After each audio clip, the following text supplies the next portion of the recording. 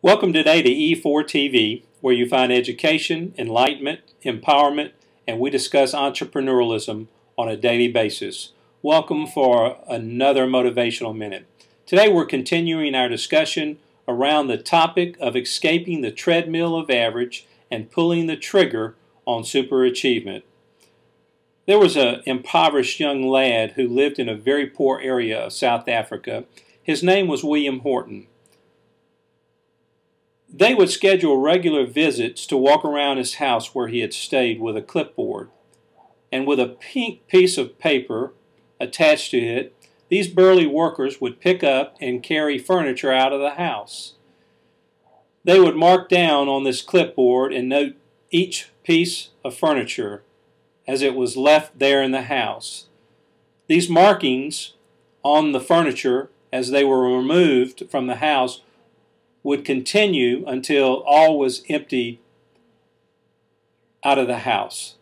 That night this little boy would go to sleep on the floor of an empty home with an empty belly, dreaming about the life that he would lead as an adult. He was determined that he was not going to struggle as his parents had struggled as a child. He would sit and dream each day, watching fancy cars go by the front of his house.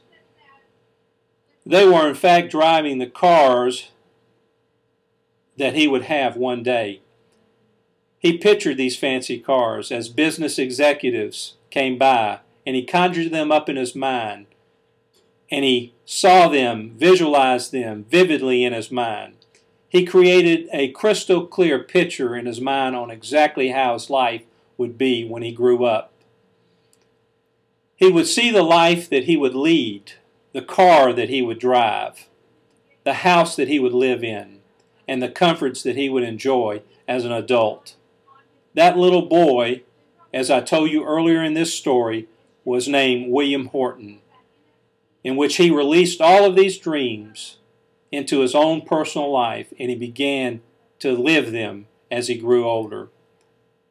His past struggles only served him one day to be his teacher.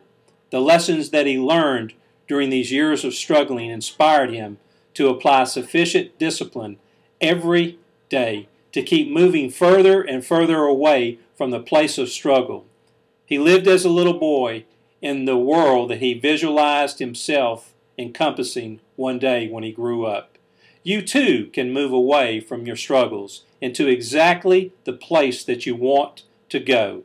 If you can develop a crystal clear vision of exactly where you want to go and then build a strategic plan to help you move from where you are today to that wondrous place you have envisioned in your mind's eye for tomorrow.